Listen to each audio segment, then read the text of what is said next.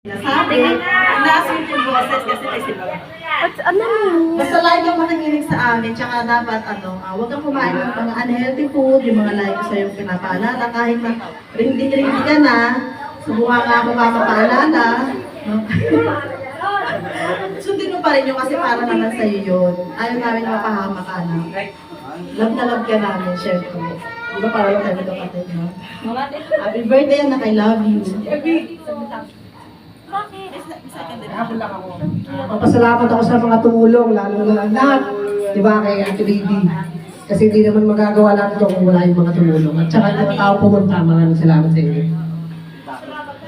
Habang dito rin, salamat. Picture, wala mixing. Teka lang.